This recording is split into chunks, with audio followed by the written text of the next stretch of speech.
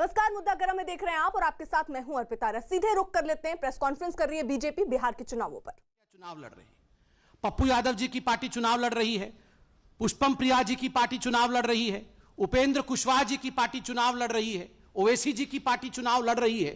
ऐसे में एलजेपी को किसी भी और कंधे पर बंदूक रख के चलाने की कोशिश नहीं करनी चाहिए। जैसे ये तमाम पॉलिटिकल पार्टीज अकेले अकेले चुनाव लड़ रहे हैं, उन्हें भी स्पष्टतः अकेले इसी प्रकार जिस प्रकार वो चुनाव लड़ रहे हैं इसको सामने रखना चाहिए। एक बात यह भी आप जान लीजिए कि वोट कटवा पार्टी का कोई अस्तित्व नहीं होता है और वोट कटवा पार्टी के रूप में आज कहीं ना कहीं एलजेपी बिहार के लोगों के मन में और हिंदुस्तान के जनता के मन में भी घर कर चुकी है कि वो वोट काटना चाहती है और वोट कटवा पार्टी है।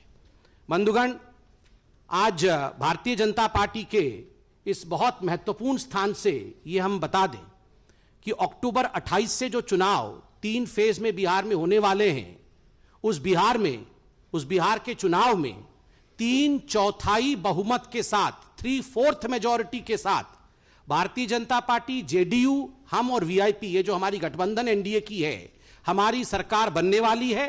एक स्थिर, एक मजबूत और एक विकासशील सरकार हमारा ये जो गठबंधन एनडीए का है वो बिहार को देने वाला है।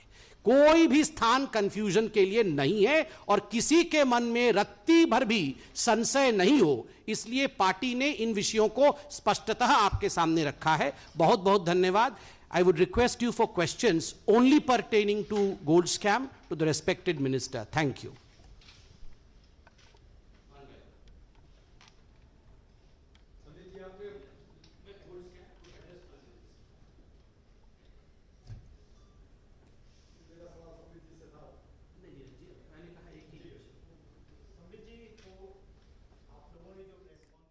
तो फिलहाल बीजेपी की प्रेस कॉन्फ्रेंस ये चल रही है और बीजेपी ने यहां पर एक बार फिर से ये कहा कि उनकी एनडीए की सरकार बनेगी। साथ ही साथ बिहार में उन्होंने कहा एलजेपी पर सीधे सीधे निशाना साधते हुए कि वो वोट काटने वाली पार्टी है। नहीं, सेंटर के तरफ से अभी।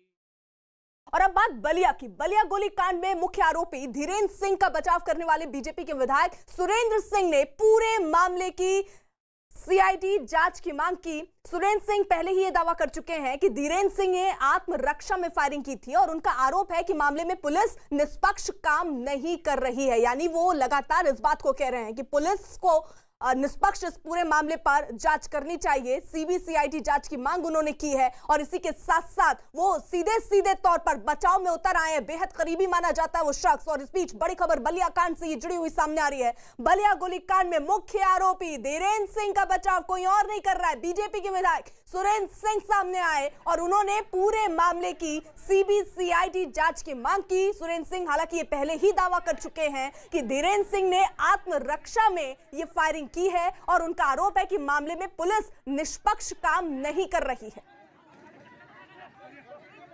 मैं पूज्य योगी आदित्यनाथ जी से